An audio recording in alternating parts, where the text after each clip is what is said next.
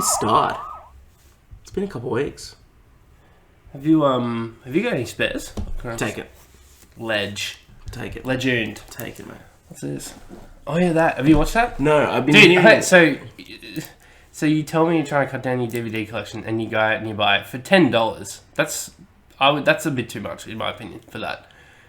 And you're never gonna watch it. I'll watch it. There are so many great movies over there that you haven't even watched. Old Man the Gun has? Yeah, great movie. I know. Great little movie. But dude, I'm too busy rewatching shit. Redford's finale. Did he get nominated? I don't know. It only just came out this year, I think. No, it came out last year. Did it? Well, I don't know if it... But I think it might have missed the cutoff. No, it didn't. Didn't? Oh. No. Well, I don't know. Maybe. Guess it didn't win anything. Maybe. Yeah. Welcome to the 26th episode. Getting old. Jesus. Of More Cops on Duty. I'm one of your hosts, Harry. With me, of course, is the gun to my old man. I'm barely here. I'm just hanging on. Edward Dools. How you doing? Yeah, good to be here, Has dog. How's your week been? Oh, look. It's been alright. I watched plenty of films, which always helps. Yeah, we saw a few together. Yeah, we did as well, yeah. Which that will be our topic. We saw Hobbs and Shaw and Midsommar. Ooh! Vastly different. You know? Oh my god, yeah. They couldn't be more polar opposites. Yeah, complete ends of the spectrum. Yeah, thematically, visually, everything. But yeah, we'll get into those later. What have you watched this week, Has? But Jules, before we get into that... okay, well, alright. Let's say that an average Joe stumbles upon the podcast onto Spotify. Yeah, I think you'd be best suited to give them the description, wouldn't you say? Well, I don't think so. I reckon just tell them what it is, Jules. You think me? Yeah, no. Well, look, it's a movie podcast. Timo? Tim Dog? Timo, yeah, we met our first fan. So, look, well, Tim knows. We don't need to tell Tim, but it's a movie podcast. We talk about all things films and, TVs, video games, sometimes make an appearance, but it's largely film and you can find us on all streaming platforms, podcast platforms, and look, we're everywhere. We're around. That's true. So, yeah. It was last episode was a couple of weeks ago now because we missed a week. It's alright. I said that I was doing stand up at Forrester's on the Wednesday night, and someone came out and his name was Timo. And after it, he came up and introduced himself, and he's just like, "I listened to More Cops on Duty," and I said, "No fucking way!" Like that's quite unbelievable. I don't believe this shit. Yeah. And then I got a photo with him and straight away sent it to you. Yeah. I'm like, "Dools, where the fuck are you?" And I was like, "Who's this person? How much did you pay him?" Yeah. And he loves Kevin. He's a big fan of Kev. He loves Kevin. He's a big fan of Kev. Well, look, Kev hasn't been responding to him, so but you've answered the call of duty, and you're the new Kev. You're the new Kev. You know, Kev might be doing a bit of the beginning of Midsommar by not answering emails, but it's fine. Whoa. It's fine. It is what it is. It is what it is. If you've seen the movie, then you know how dark that is. Yeah, that was pretty dark. I kind of regret saying it. Each and every Tuesday, you can catch More Cops on Duty podcast, which is your favourite movie podcast on your favourite streaming services. In particular, Podbean, iTunes, and... Spotify. Boom. Whoa! For update, news, and reviews, please follow us on Instagram. We need to start posting. Yeah, we do. I reckon we just start this week with just Hobbs and Shaw and Midsommar. Yeah, for sure. Yeah, for sure. But Dools, we like to start off each and every week with what we've been watching, what we've been playing. Ooh, do you want to start? Yeah, sure. I take little notes, because I can just easily forget everything I've watched in a week. And it's also technically been 2 weeks, so let's see, I've watched a fair bit. So, I think I told you this already, but I watched Netflix exclusive I Am Mother, finally. So, this came out a while ago. So, this is like a little, tiny sci-fi movie. It stars this unknown, this young girl, but I think the big name actress in there is Hilary Swank. Who cool. I haven't seen in ages. A ton in a while, yeah. But she's great in it. In short, it is it's a sci-fi film about... So basically, humanity has been eradicated. This robot, just living on its own in this bunker, is tasked with birthing and a ton of human embryos. So there's like a huge lab full of human embryos. Her job is to essentially revive humanity, bring humanity back, and she starts with this little girl, and you know, she's meant to be the mother, and like, you know, and so anyway, so that's the premise, and then there's more to it that meets the eye. Was humanity actually extinct? What's actually going on outside? She's never allowed outside, and you know, and so there's like, you know, the robots keeping secrets from her and stuff, and it's like really fucking creepy and cool, and yeah, it's like surprisingly, I thought it was a great film because like it's just like I love sci-fi. I might get that. Yeah, and it's like I love these little, like, Netflix has a few of them. Another one's Prospect, which you still need to watch. I still need to watch great. Prospect. I saw that on the suggested to you. Still really. So I'm loving these like little small budget sci-fi films where the sci-fi setting plays a secondary role to the story, but it's still like, you know, influences the atmosphere and everything. Like Upgrade was a similar one. Yeah. And but it's like a small, tight story that focuses Midnight Special, remember that? With Michael Shannon? Where it was the kid that had superpowers? And he was like transporting him across America? I haven't seen that. Oh man, it's great. I think I'm going to do it. Okay. But yeah, so I highly recommend it. Because like it fell under the radar, and I was like, oh, maybe this isn't very good. Like, you know, I'm not hearing anyone talk about it or whatever. And looked it up, had great scores on Rotten Tomatoes and everywhere else. So I was like, all right, and yeah, really solid movie. Nice. So, yep. Oh, and so what else? Again, I Am Mother. I'm going to write that I down. Am Mother. Yeah. So everyone, worth a little watch. Little Netflix film. I think just under 2 hours. Doesn't overstay its welcome, and intriguing plot, and yeah. Watched a few more on Netflix. Finally watched Layer Cake. Had never seen that. That's directed by the Kingsman guy. What's his name? I think it was actually just produced by him, Matthew Vaughn. Yeah, I don't think he was the director. Who's directed by?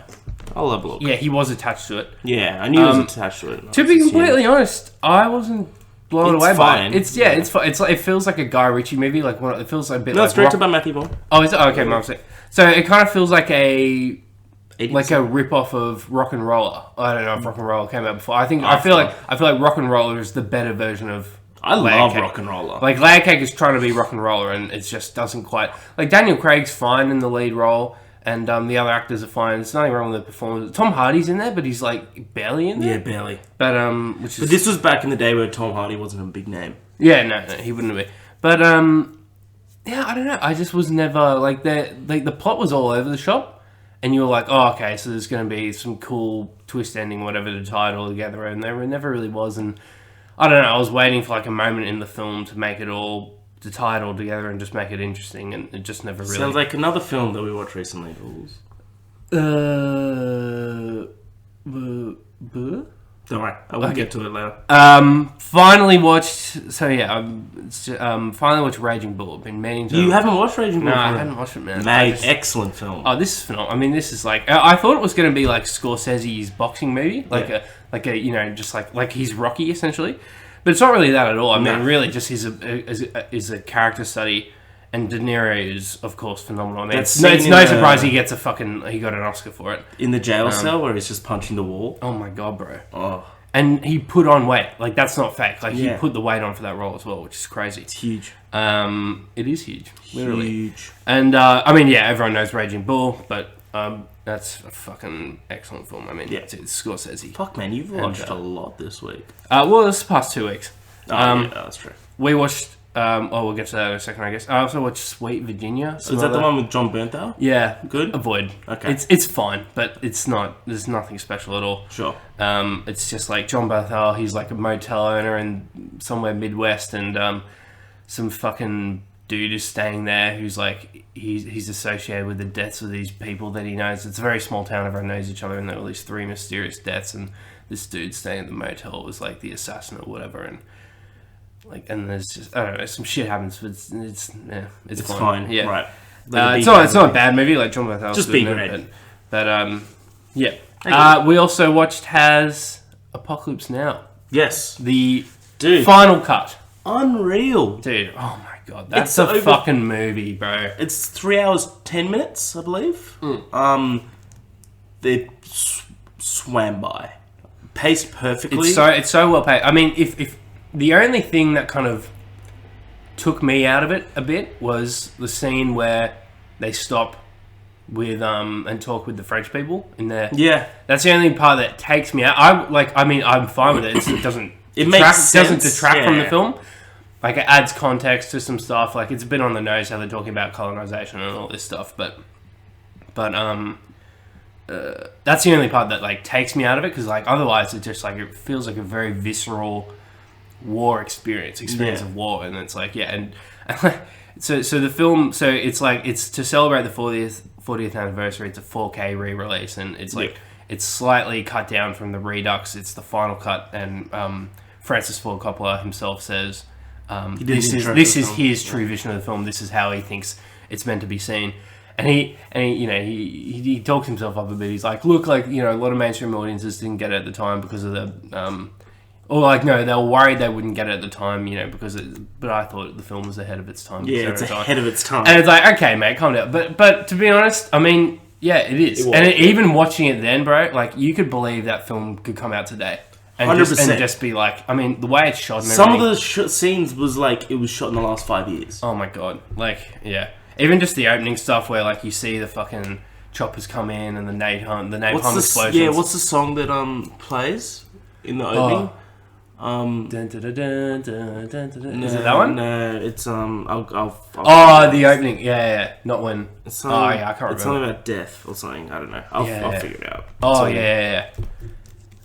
Yeah. Excellent. Like, and Martin Sheen is great. I mean, it's always been one of my favorite movies of all time. It's always been in my top 10. But like that just but it really is just like a hallucinogenic experience in with the Vietnam War. Like the Vietnam War isn't really like it's a character itself. It's like the setting. This is the end. That's it. Oh yeah, that's it. By the Doors. That's it. Yeah, that's fucking good. Yeah, that's perfect. Yeah, I think it's just such a good movie, man. It's like, you don't really see movies like that these days. Like big epics. No, you don't.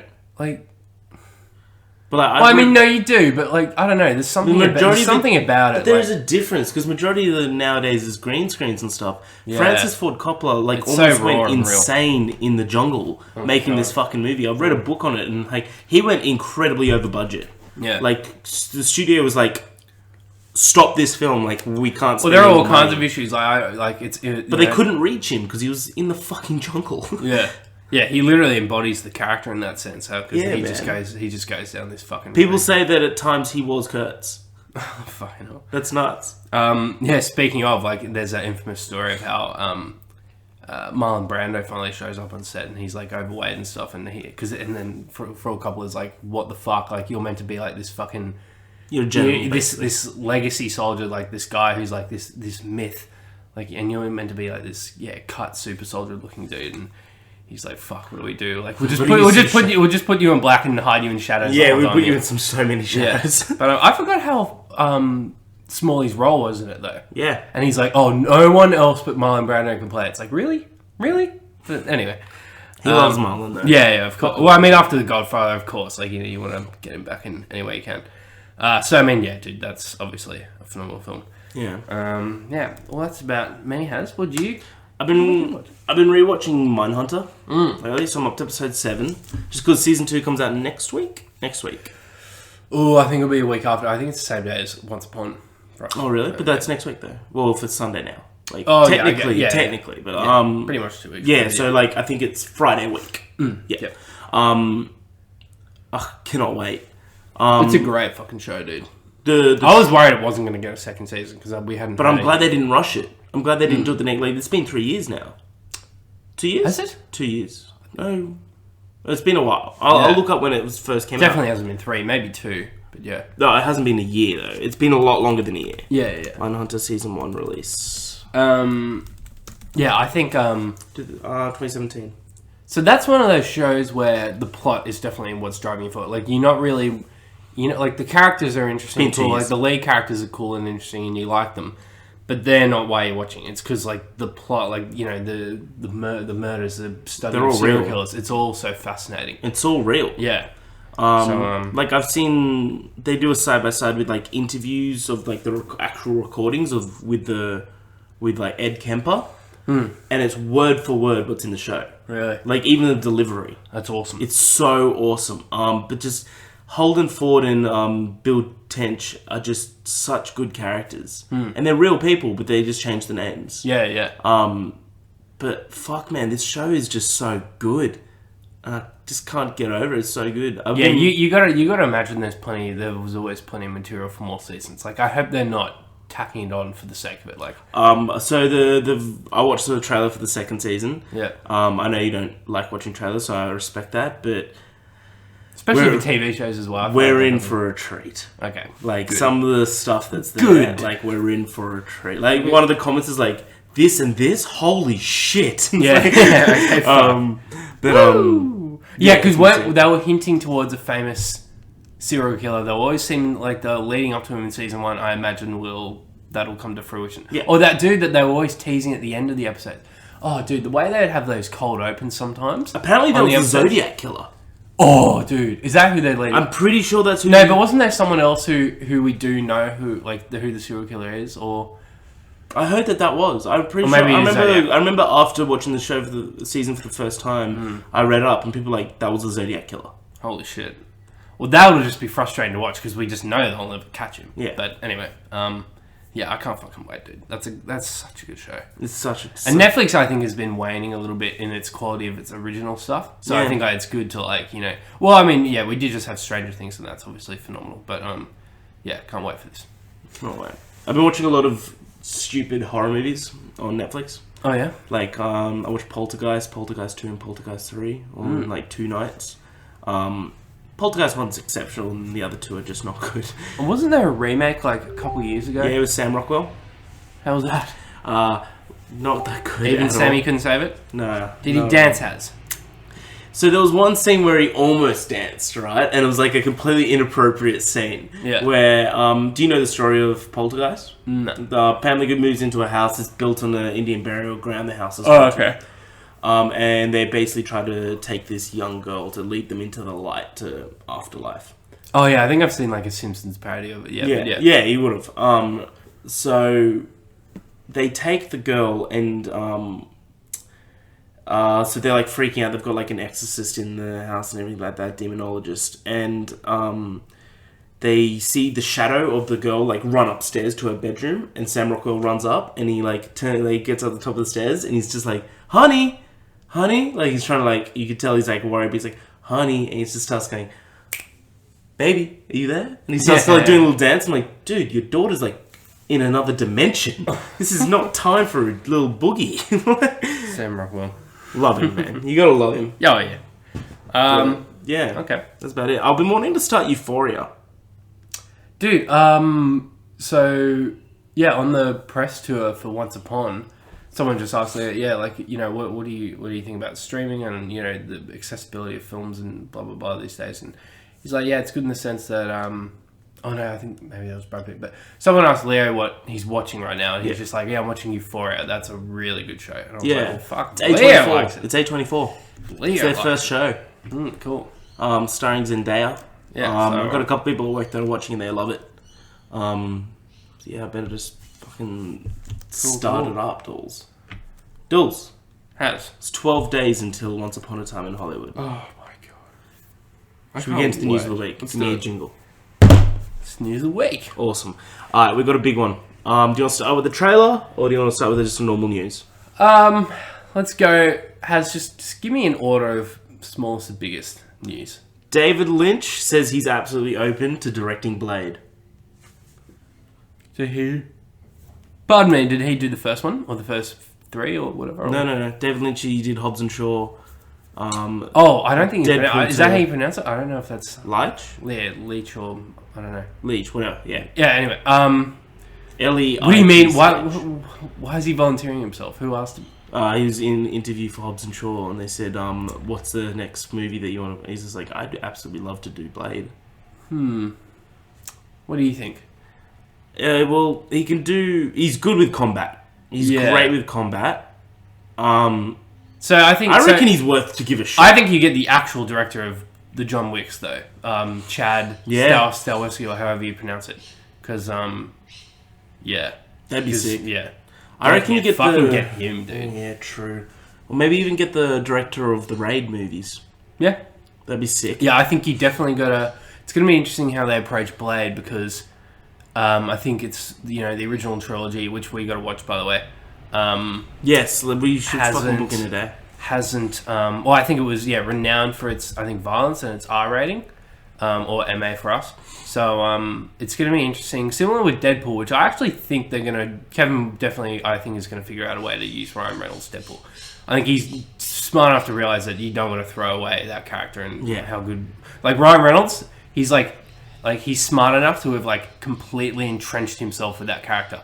So if you even attempt to recast Deadpool, no one will buy it. Yeah. It's almost, he's not the Robert Downey Jr. to Iron Man. He's not on that level, but... He's close. But he just embodies that character so much. Deadpool is Ryan. He's made himself that character. So, I mean... And I think Kevin Feige will say that. So, I mean... In that sense, it's going to be interesting to see how characters like Deadpool and Blade can fold into the MCU, or whether they even consider doing, the multiverse is obviously a thing now. Yeah. Can we get away with saying, this is canon, but also not really canon? So we do these Marvel movies, which are Marvel, but they're not, they're their own thing. They're not necessarily part of the universe.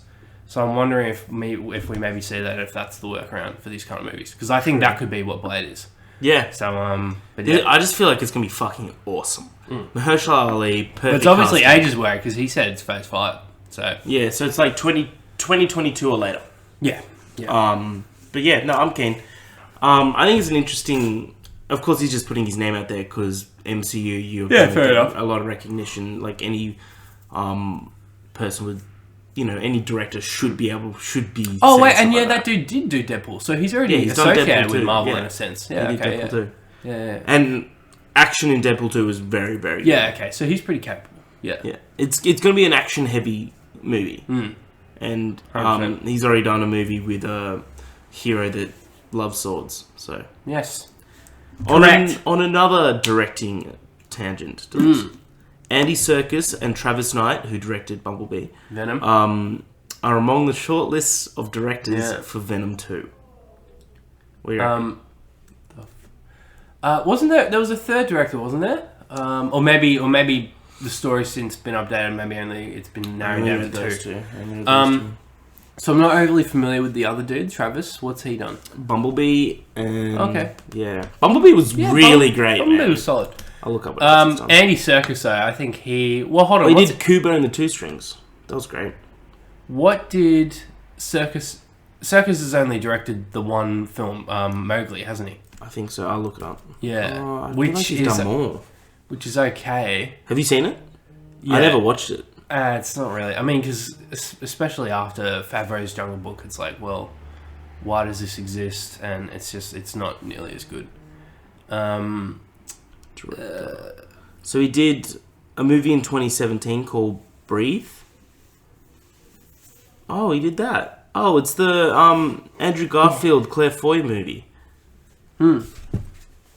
Okay. Yeah, apparently he directed that. What a fucking weird movie for Andy Serkis to direct, but alright. Random.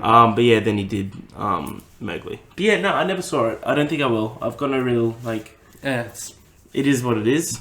If you've seen Favreau's Jungle Book, then you've already seen the superior version. Yeah, true. So there's not really... yeah, okay. Fine. Cool. Yeah, sweet. That's, if they can somehow save Venom... See, I was actually never really sold on Tom Hardy as Eddie Brock either. Like, it was never the film. It was never the film that was the whole problem. It was everything. Yeah. It was Tom. It was Riz Ahmed, the most... Sorry, no offense, dude, but the most, unintimidating person ever as the villain. He's a great actor. Oh, he's fine, but he's not fucking terrible in that, and he's not a villain. Skinny Indian dude, sorry. That's just not... He was great in Rogue One. That's not what you think of. That's scary. And he was, meant to be some cocky businessman. It's like, what the fuck is this? But... We've seen that so many times. But they set up Woody Harrelson as Carnage. Yeah, I'm in. Okay. Yeah, well, alright. You pull me back. Yeah, there we go. Because he would be a great Cletus Cassidy. Holy shit. Yeah, he'd be sick. Because that's meant to be a redneck character and fucking weird and psychotic. And he's literally the redneck of Hollywood. Oh, bro, yeah. We'll have to... Is Zombieland 2 in there? No, was there... Oh, that's right, the new trailer. Yeah. Thank you. Fucking hell. So, yeah. Well, yeah, so I mean, because it sounds like it's not too far-fetched to say that Tom Holland or Venom will cross over into their respective films at some stage. So if it has to happen, then let's just hope that Venom just has a decent follow up, and we can maybe salvage the franchise. So yeah, shit, man, shit. Dools. It Chapter 2 has a runtime of 2 hours and 45 minutes. Fucking hell. That's a long movie. Apparently there's a 4-hour director's cut that they're going to release on DVD. And Stephen King's come out and he said that he's seen it, and he said that it's, quote, epic. Fuck. And he's not one to talk up his movies. Like, he's very outspoken to the movies that he hates. Oh, yeah. Like The Shining. Infamously hates Kubrick's The Shining. Infamously. And I suspect it's because he knows it's better than his own book. Yeah. But, yeah, that's fucking awesome. I can't wait. I think it's definitely the kind of movie, because it's literally a part 2. So I'm definitely going to want to rewatch part 1 beforehand. That'd be cool if they go back and they call it part 1. Or did they always do that? Did they always just call it part 1? Yeah. Or, okay. Yeah, so... I think they're doing... or chapter 1. Is this chapter 2 or part 2? What are they saying? Chapter 2, I think. Okay. Chapter, yeah. Yeah, fair enough. I think in the book there's... I don't know. But I think they're doing showings of the first one. Cool. We should do it. Yeah, maybe. What was I going to say? Yeah, so, yeah, it's a very long movie. Although, I mean, we just saw a very long horror movie the other day, and I think that was pretty well paced. That was very well paced, yeah. So, I think 15 minutes off in length from that. So, I mean, yeah, I think, yeah. I don't do movies like Endgame, bro, flies by, and that's 3 hours. I've seen that 9 times. But you have to... 27 hours. You have to know, have you watched it since it's come to home release? Or, but, it's all about pacing. Like, Apocalypse Now, again, like 3 hours, it flew by. Yeah, that's true. So, yeah, I mean... You're in. Yeah, cool. You're in. Dools, as you brought up before, a script has been written for Baby Driver 2, and Ansel Elgort has read it. Dope. Where would the sequel go, do you think? Oh, man, I don't know. Because, like, all the fun characters are dead, but, like, he could easily create new ones. Probably don't bring back Kevin Spacey. Well, he did die anyway. So. Yeah, but, like, I love that character. That's one of my favourite movies of his. I adore that movie. Kevin Spacey? No. Of, Baby Driver of... Haz, I don't know how to break this to you, but Kevin Spacey's been in the news.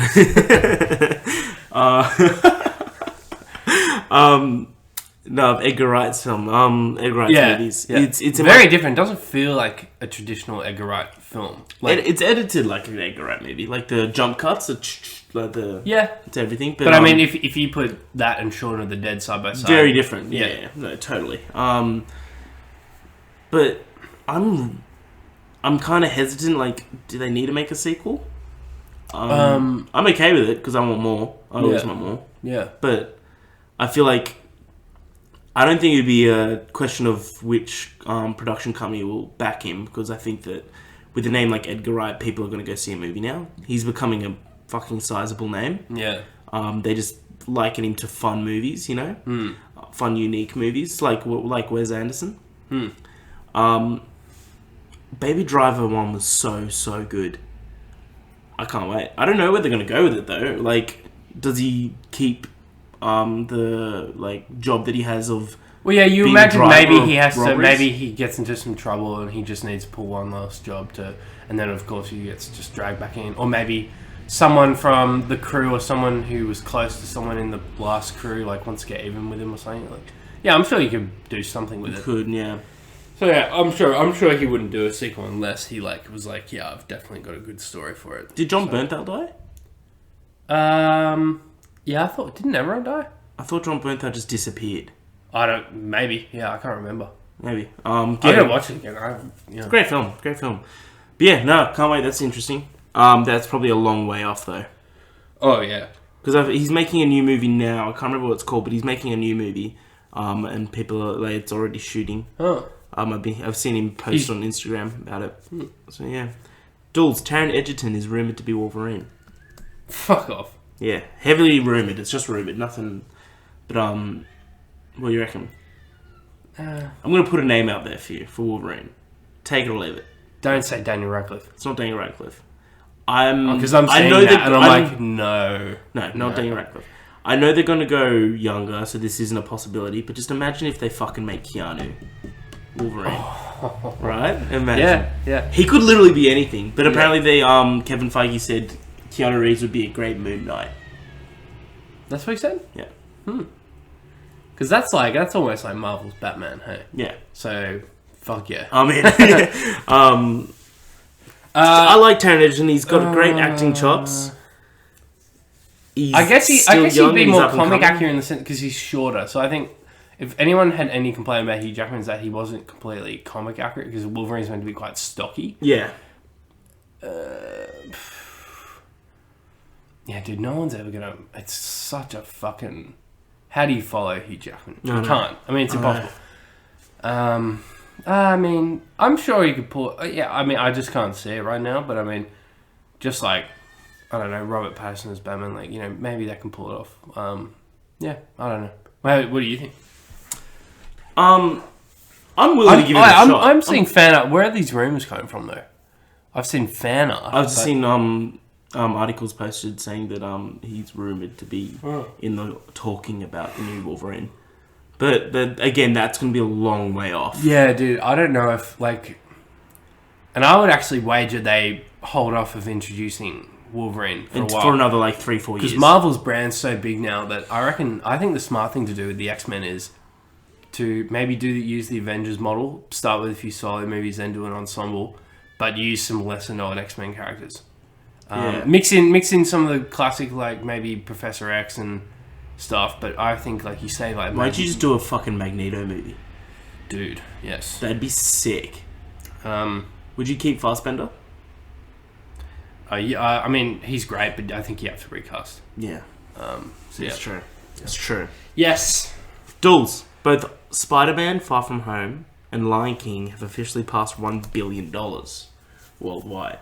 In that, Disney have also passed their record of year-long box office results of $7.8 billion at the box office, and it's only the beginning of August. And they've still got Frozen 2, they've still got Star Wars, and they've still got one other. Can't remember the last one, but there was one other. So they got easy another $2 billion coming in. Yeah. Huge. They're a fucking monopoly, essentially, dude. It's crazy. What's the other one? Shit. Maleficent. That's not gonna make that much. Yeah, Jesus, man. Another $2.5 billion coming in, at least. Well, the top 3 highest grossing movies of all time are technically all theirs. Yeah. Is Titanic? No, I guess not. I think. No. Is it? Wait, wasn't that 20th Century Fox? Anyway, might be. Well, the top 2 at least, Avatar and. Even if you look in the top 10, there's 7 of them are theirs. There's Star Wars, then they got the Endgame, Infinity War. It's fucking crazy. Black Panther is in there. And yeah, it's crazy, man. It's fucking nuts. Yeah. But man, good on them. I said to a lot of people at the beginning of the year, this is going to be the highest grossing year in terms of movies ever, and so many people after me. Yeah. We got a baby in the next room, in the next apartment, by the way, if that's being picked up. Sorry. But if just say the word, Has, and I'll take care of it. Jesus. Wow, that got dark. No, but so many people just straight away laughed, and then I just started listing out names. Yeah. And I'm like, 3 Marvel movies, a Star Wars movie, Tarantino movie, a Scorsese movie, Frozen 2, Toy Story 4, Lion King. There is so much money about to be made. And it's evident that it's being fucking made. Yeah, it seems like a year like this feels like it would delay the death of cinemas. Yeah. Theatres. I don't think they'll ever die. No, I don't either. But I think we're definitely... Event Cinemas just introduced that new... Boutique? Yeah, the boutique thing. So I think they're definitely, getting more niche. Yeah, but I think they're just... It looks to me like they're trying to think of ways to marketing gimmicks to... Yeah. Totally. But, tickets are more expensive now as well. It costs an arm and a leg now to go see a movie. It does. It does, mate. It does. Dude, let's get some trailers out of the way. Let's talk about the one they brought up. Zombieland 2 Double Tap. Can't wait. Looks great, so good. Great fucking name. Yeah. And their base is the White House. So good.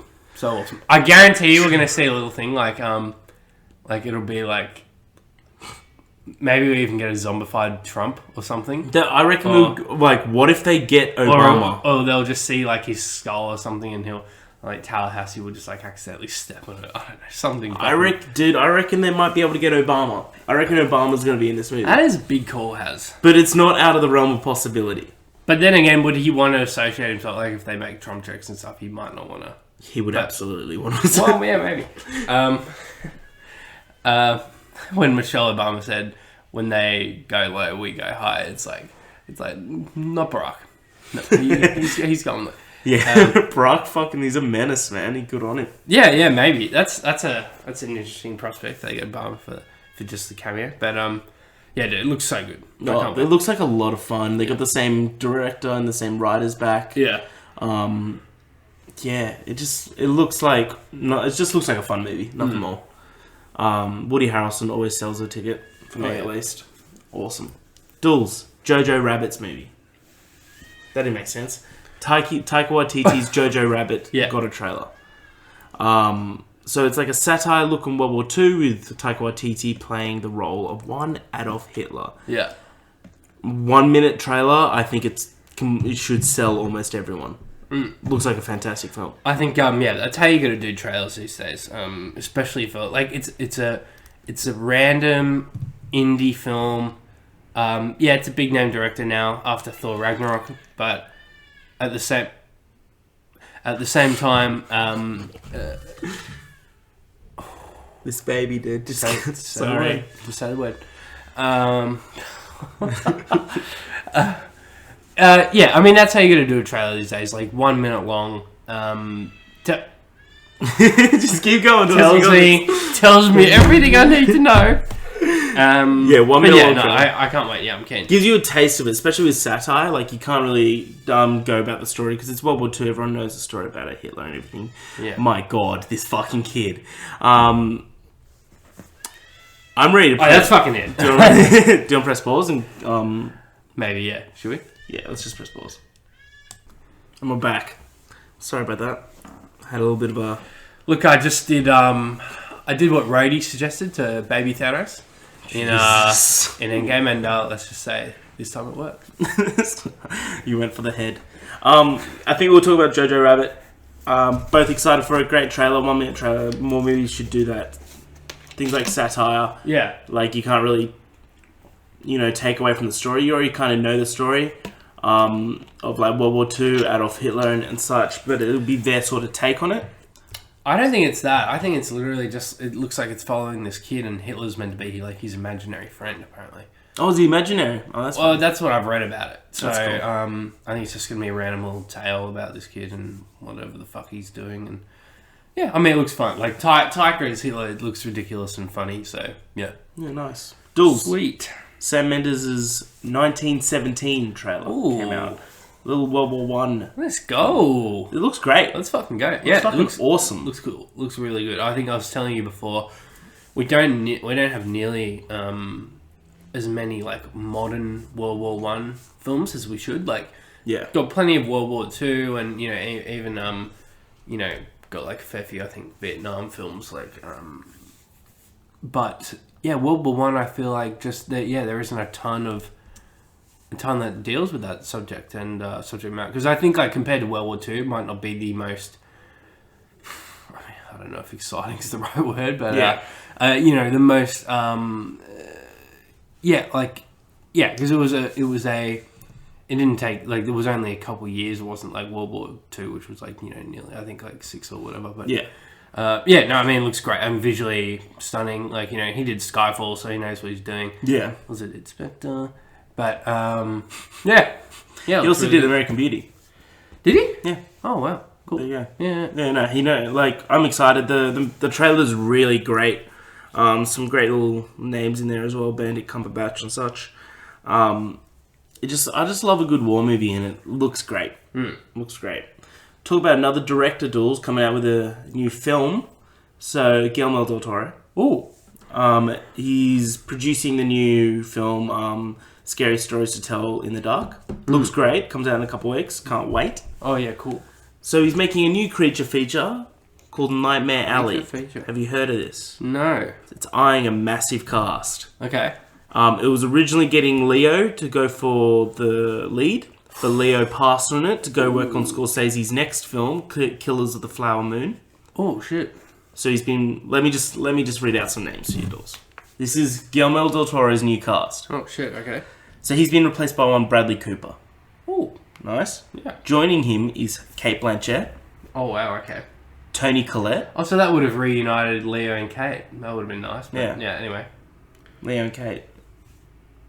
Oh, wait. You're thinking Kate Winslet. Oh yeah. Sorry. So Bradley Cooper, Cate Blanchett. Yep. Toni Collette. Yes. Nice. Willem Dafoe. She loves her horror. Yeah. Oh yeah. Fuck yeah. Oh dude. You seen the trailer for The Lighthouse? Him and Rob Pattinson. No, yeah. Fucking. We'll watch it after this. Yep. Awesome. Rooney Mara. Yep. Richard Jenkins. Nice. Ron Perlman. Wow. Okay. Michael Shannon. Oh my god. Right? Right? It's like the greatest hits of his movies. It is, 100%.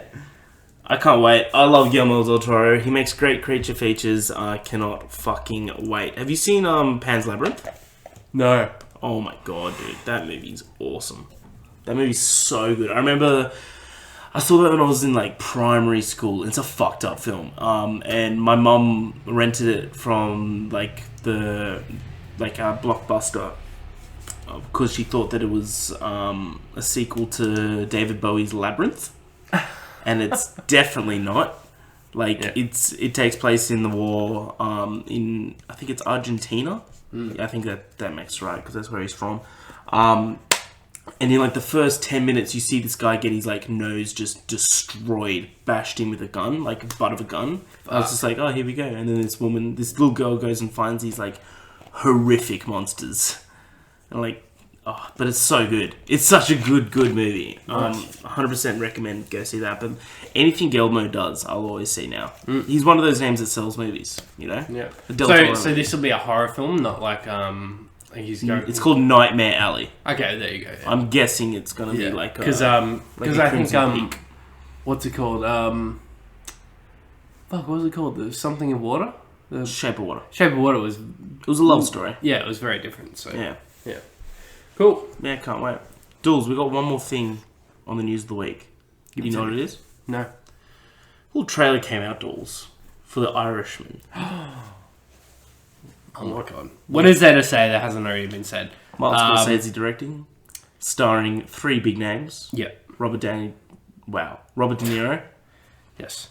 Al Pacino. Yeah. Joe Pesci. Coming out of retirement. I'd also put Harvey Keitel in there as well. Oh yeah, well he is in there. I can't wait, man. I mean, we've been talking about this movie ever since it's been announced. It feels like we've been waiting years. I think we have been, but it's finally coming. I think October confirmed having a theatrical run. Thank God. Awesome. Because it is a Netflix exclusive. They forked out $200 million. 200 mil, dude. So this is, of course they want to get in cinemas. They want as many people as possible to see it. I think they'll make their money back. I think that's guaranteed. Like Scorsese, it's huge, and just great, huge cast. Fuck, like it's an exceptionally well-made trailer. I can't wait. Exceptionally well-made trailer. Yeah. Everything about this movie just looks so good. The de-aging looks great. But man, I heard looks very believable. Yeah, I heard you paint houses, man. So good. But also I want to give a shout out to the writer, Steve Zalian. Have you heard of him? I mean, the name sounds familiar. What's Do you want me to just read out some other films? Go for it. Alright. This is going to blow your mind. So in 1993, he wrote a film called Schindler's List. Oh, shit. In 1994, he wrote a film called Clear and Present Danger. Oh, my God. In 1996, he wrote a film called Mission Impossible. In 2001, he wrote a film called Hannibal. 2002, he wrote not the best one. In 2002, he wrote a film called Gangs of New York. There you go. In 2006, he wrote a film called All the King's Men. In 2007, he wrote a film called American Gangster. Oh, shit. In 2011, he wrote 2 films, Moneyball and The Girl with the Dragon Tattoo. Already good with the adaptation, right? Yeah. Oh, he also wrote Exodus, Gods and Kings. We don't talk about that. And now he's written The Irishman. He also... did he direct or... No, he produced Red Sparrow. Well, there you go. The Irishman. Wow. What a fucking good little filmography for writing. Yeah. Schindler's List, American Gangster, Moneyball, Gangs of New York, Mission Impossible. Excellent movies in there, yeah. Clear and Present Danger. So that was the one and only collaboration he'd had with Scorsese before that, Gangs of New York. That's what I'm saying, yeah. Yeah. That's unreal. Gangs of New York is a fantastic film. Yeah. He got nominated for Best Original Screenplay for Gangs of New York. He got nominated for Best Adapted Screenplay for Moneyball. Nominated for Best Adapted Screenplay for 1990's Awakenings. And he got the Academy Award for Best Adapted Screenplay for Schindler's List. Man, I just feel safe, you know? Just feels safe, Dools. Just feels safe. Dools, should we get into the topic of the week? Let's do it. Give us a jingle, House. Damn it. It's the topic of the week. Alright, Dools. We saw 2 movies. Hobbs and Shaw and Midsommar. I reckon we start with Hobbs and Shaw and we go Midsommar because we'll probably enter spoilers and then people can just drop off if they... Yeah, let's do it. Hobbs and Shaw. Just fucking 2 hours, 2 and a bit hours of absolute insanity, and it was everything it needed to be. Yeah, it was. It's exactly what you think it is. Yeah. It's a good time. It's a lot of just dumb action, stupid, cheesy one-liners. Yeah. And it's just a lot of fun. That's literally it. It's so good. The Rock and Jason Statham, like Great chemistry. Literally coming off of Fast 8, we were all like, okay, these guys need to have their own spin-off, like buddy cop type movie because like they're perfect together. And they obviously were thinking the exact same thing because they made it. And yeah, I mean, it's like, you know, the corny one-liners, which are always pretty funny, and like, but just the absolute ridiculous action which they somehow manage to up the ante of each time. And yeah, as we mentioned earlier, it was the director of Deadpool 2, and I think he produced the John Wick movie, so the guy knows his action. And you know, in addition to the Rock and Statham, who are of course great, Idris Elba as a villain was awesome. Great villain, really cool. And yeah, there was some but yeah, I mean, do we spoil it? Do we get in there or? I think it's hard to spoil it. Like it's a generic action. But yeah, I reckon we can. Like if you haven't seen Hobbs and Shaw, but don't want to know what everything in the trailer is. No, you're right though. I mean, yeah, in terms of the plot, it's pretty paper thin. There's not a ton. People can hear that, by the way. There's not. You're doing it right next to that. That was actually a lot louder than. So, yeah, I mean, there's some fucking disease that has been, or there's some virus or whatever the fuck. They can wipe that's out. Yeah, that can wipe out humanity. It's like, okay, so it's an extinction level threat now. No, but yeah, that's what they're dealing with. But it's like, do they kill everyone? It goes, oh, only the weak. And you're like, oh, okay. Yeah, so and they're called in for whatever reason. Like two CIA people think like, oh, we have to call in these 2 guys. Yeah, and that's okay. Why? But, don't worry about it. Yeah. Don't worry. Yeah, and so they're forced to team up, and like, you know, they're reluctant at first, and then I don't know. Yeah, they slowly. Oh, dude, one of the most meta and stupid things though in the movie, and I know that's not really saying much, but was when at the end when they're fighting Idris, and like at one time, like one of them distracts him, and then the other like goes in and hits him, and then I think the Rock literally turns to Jason Statham and says, "Did you see that? Did you see what just happened? If we work together, we can beat him." And I'm like, what? Like that was the actual line in a movie. Okay, and like in the, like completely serious as well. But yeah, no, I mean, but yeah, it was dumb fun. Like when they got to Samar, that was so much fun. Yeah, that was sick. Like the literal meaning of family was played up quite a bit there. But yeah, a friend of mine saw it the next day after we did, and he called me after and he goes, "Dude, how funny is at the end? It's literally the Uso brothers." That made me laugh. Yeah, no, I like it. It's exactly what I wanted from it. I had so much fun watching it. I'd absolutely watch it again. What do you reckon we should watch it in 4DX? Yeah, maybe. Dude, I think that'd be the kind of movie to see. It's a 4DX film, right? Yeah. We need to do 4DX. And yeah, we will. This is literally the only one that I can think of in the near future that would be worth it. Yeah. For sure. It's pretty epic. Thank you so much for Val to give us tickets. Yes. Legends. Timmy Bowen, Val Morgan, you're a legend. Dools, we saw Midsommar. I've been looking forward to this more than you.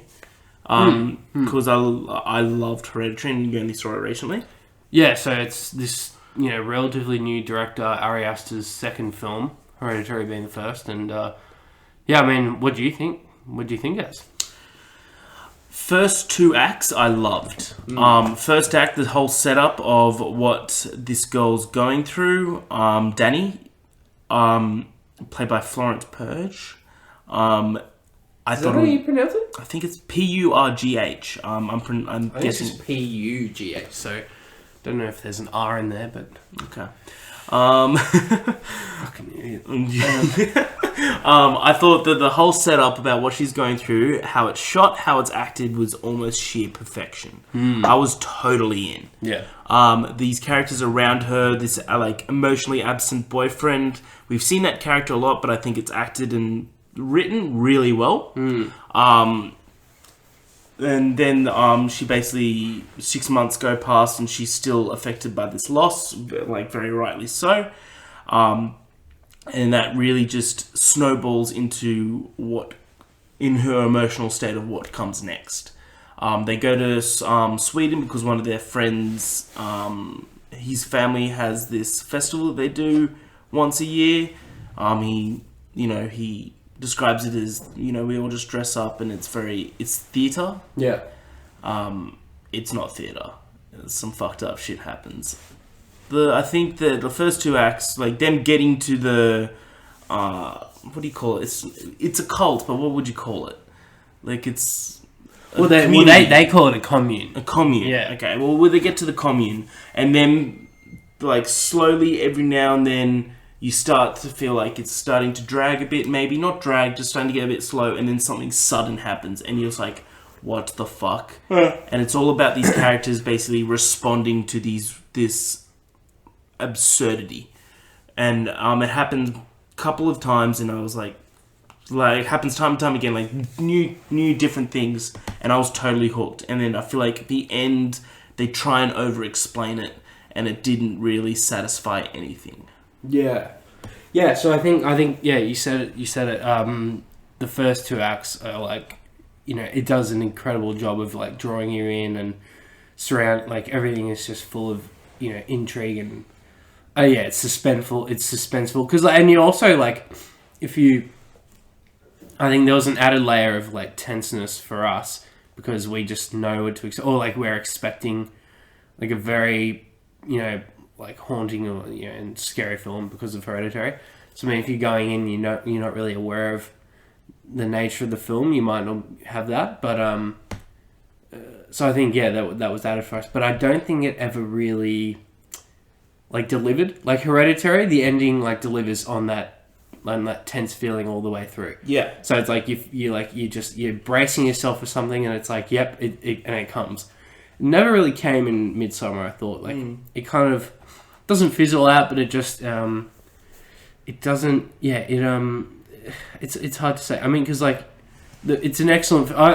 We should say the editing, cinematography, sound design as well. The little music which just adds to the atmosphere doesn't really the score doesn't really enhance. It doesn't. It's just always in the background. Yeah, and it just highlights it. Yeah, and it's so well done. And so I mean that's probably easily the best part of the film for me. Just all that stuff as a combination. And then I don't know, the plot just never really hit home for me. And I think there's maybe a bit more. I've seen some takes online which are kind of talking about it's an incredible representation of a lot of people think it has to do with her finally finding her family and stuff, and which is interesting because apparently I don't think we can go into spoilers. Do you want us oh yeah, let's we can spoil it. Yeah. Well, would you say people should see this? Yes. I also think people horror fans, absolutely. One thing I want to point out that the one question I get pointed out is that the one thing about this film that is being reported on is the violence and the gore, the grotesqueness. I don't think it takes away from the film. I think it's very much. It's also very few and far between. Those moments, but it's very much part of the story. Like it adds to the story. Yeah. So I don't think it's unnecessary. I think it's very much necessary. So as long as you're okay to seeing some incredibly fucked up violence, and you like horror and you loved Hereditary, you're gonna like this movie. It's not Hereditary. It's nowhere near that, I don't think. But it's a fantastic second film for a director to make. You should be very proud. Yeah. I couldn't agree more. But yeah, so some of these takes online have kind of just said, like, there's an examination of, mental health in response to extreme loss and stuff. Her parents and her sister. And, being in, a somewhat emotionally, not abusive, but absent relationship, I guess, as you put it. So things like that, and and maybe I think a lot of people, with who can relate to those experiences of having more takeaways from this film. But there was also something interesting, which I don't know if you noticed, but apparently at the start, so towards the start of the film, where they come into the commune, and one of the guys is greeting them all, one of the old says welcome home people. Yeah. So he says welcome, welcome, welcome to all the males, but then to Florence's character he says welcome home, and he hugs her.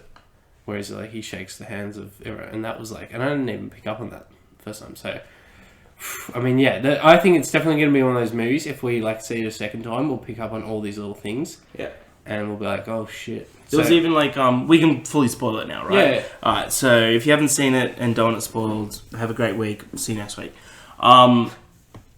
So at the beginning, where the parents and the sister die. Yeah. The camera goes into the parents' bedroom and there's a framed photo of Danny on their bedside table. And over the framed photo is a flower crown. And I straight away saw that and I'm like, here we go. That's after seeing Hereditary a couple of times, I'm like, every single thing matters with Ari. Yeah. There's literally little clues in her bedroom, where she's living to is now.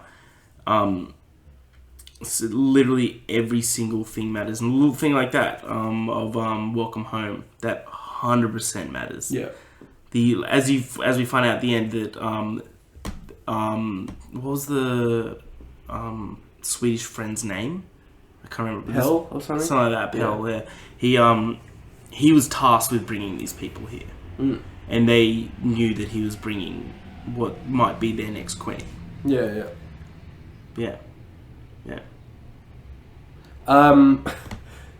Well, I think also to that point, when he talks to Danny about her loss, and he's like, I know what you're going through, I lost my parents in a fire.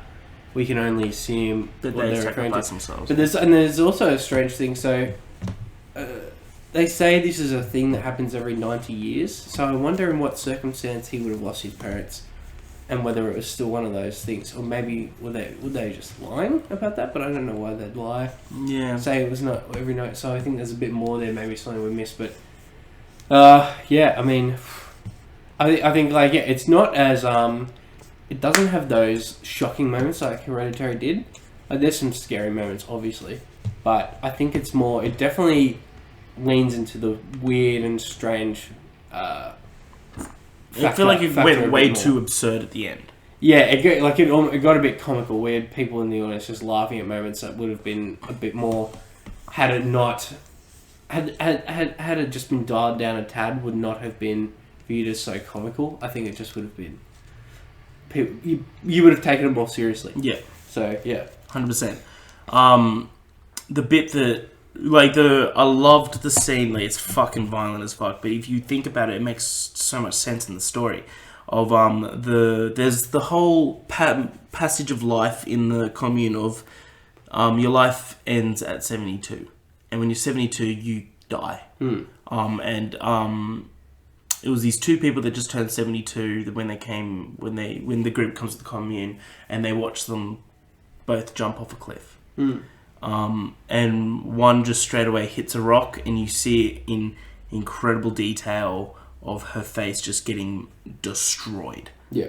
And then the other one... It's pretty fucked up. Yeah. And then the other one just jumps down, straight down like a pencil. Oh, dude. And fucking idiot. Yeah, and his leg gets absolutely mangled, but he's still alive. And when you see him, and when you see it, you see the fall from a distance, this guy, and you just hear the sound, the sound of the snap as well, and then you just hear the shriek that follows. Yeah, and it looks down at his leg, and it's just completely fucked. Yeah, like, and so they hammer his face in. Yeah, really fucking much. And it's like a deflated soccer ball. But then you go back and it's like, this is their society. This is their circle of life. This is how life is for them. And it really just takes you aback. And there's a line that I was like, it doesn't really equate to it, but I thought it was interesting how the guy's just like, yeah, well, they would think that us putting old people in like retirement homes is fucked up. I'm like, oh, yeah, true. Yeah, but yeah, so I don't think that's what I'm saying, that the violence doesn't really take away from the story. You see someone with like their lungs on the outside at one point, still alive. Oh. That was fucked. Yeah. There are also a lot of times where death just happens off screen. Yeah. Which I'm okay with. Yeah. Like there's one where for quite a few people, I think. Yeah, Matt, is it Matt? Matt, the Will Poulter's character. Yeah, Will Poulter's character. He gets like basically seduced by this girl, like walks off with her. Yeah. And then never seen again. But he gets skinned, and the Oracle is basically wearing his skin. Yeah, is that who was wearing it? It's the Oracle, the inbred kid. Yeah. It's the other one. It's the Oracle. The inbred kid's the seer. Right. Yeah, and the Oracle's the one that guides the seer. Right. Yeah. What fucking role were they meant to play though? Ultimately. Yeah, I don't know. Yeah, and him and that Connie character, and technically that Simon dude, even though we do later see him. Yeah. But yeah, I mean, Jesus, like, yeah. Messed up. So yeah, very. And it's still unclear why outsiders had to be sacrificed though. Did they really explain that? No. Or that was one of the things that annoyed me. I was just like, why? Why outsiders? Yeah. Anyway, but we still recommend you see this movie. It's a good movie. Yeah. I mean, it's long, but it doesn't feel too long. It's paced very well. I think it may be 15 minutes too long. But yeah, I think, but it does draw you in. It's good at drawing you in, and you're kind of hooked on the suspense the whole way through. And even though it maybe doesn't quite deliver on it, I think it's still an incredible journey. Yeah. So yeah. Yeah, man. Yep. Should we close it off? Dools, close us off. More Cops on Duty. You know where we are, and we're out.